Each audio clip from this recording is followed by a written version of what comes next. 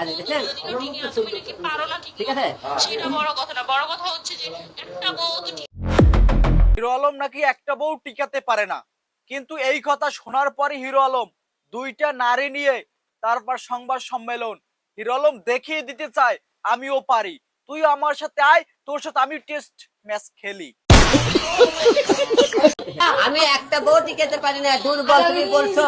তা তুমি সাথে আমি একদিন খেলতে চাই, আমি তো হিরো আলম দাদা, আমার এখানে একটা কথা আছে, আমি খেলতে চান ভালো কথা, আমরাও রাজি, আমরাও দেখতে চাই জাতীয় স্টেডিয়ামে যে এই খেলার আয়োজনটা করা হয়, কারণ দুই খেলোয়াড় খেলবে, সেটা যদি বাঙালি না দেখে সেটা অপমানদায়ক হয়ে যাবে।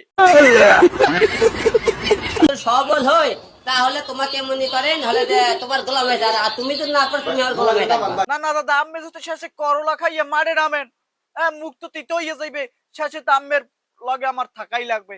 দরকার নাই দাদা, দরকার নাই। আর দেখেন কি বলে বাবা হিন্দু আলো তোমার কেন এতদিন পর আমারে নিয়ে কথা বলতে দেখেন।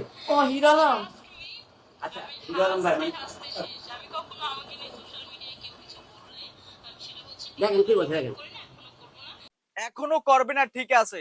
হিরো আলম যখন বললো তখন জবাবে জবাব দিল, কারণ কি হিরো আলমের কথায় রাজি আছে। সবথেকে মজার ব্যাপার যেটা সেটা হচ্ছে যে বাবা আগে তুমি কথা শিখে আসো।